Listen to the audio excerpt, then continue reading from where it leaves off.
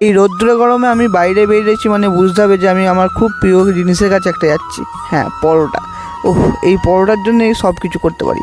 তারপর বাড়িতে এসে পরোটাটা যে শান্তিভাবে খাবো সেটার উপায় নেই। এখন ওই ফোন করে দেখছি আমাকে ইউনিভার্সিটি যেতে হবে, রেজিস্ট্রেশন দেবে। তাই এখন একটা বরফ খেতে খেতে নতুন চশমা পরে মগরা স্টেশনে এসে ট্রেন ধরে আবার একটা দই লস্যি খেতে খেতে চলে এলাম আমাদের ইউনিভার্সিটিতে। এসে দেখছি একটা গন্ডগোল হয়ে গেছে ভাই, আমাদের রেজিস্ট্রেশন আজকে দিচ্ছে না। এটা যারা ক্যালকাটা ইউনিভার্সিটি বা বাইরেকার ইউনিভার্সিটি তাদের দিচ্ছিলো শুরু। তাই আবার টোটো করে ট্রেনে চলে এলাম। এসে একটা আবার আইসক্রিম খেতে খেতে ক্যাট মারতে মারতে চলে এলাম আমাদের মগরা স্টেশনে। এখানে এসে রোদ্দুর খেতে খেতে চলে এলাম আমরা বাড়ি। তাও যাইনি, এখন এই চলে এলাম। কিন্তু এখানে এসে আধ খাওয়া পরোটাটা শেষ করতে হবে পয়সা দিয়ে কেনা। তাই আবার সন্ধ্যেবেলা আমি চলে এলাম আমার এই গাড়ির টায়ারটা ঠিক করাতে। নিয়ে যাচ্ছি এখন, দাঁড়াও, পুরো লিক হয়ে গেছে, দেখা যাক কখন কি হয়। এখানে এসে দেখছি কাকা এখন একটা কাজ ধরেছে, এইটা শেষ না করলেও আমারটা ধরতে পারবে না।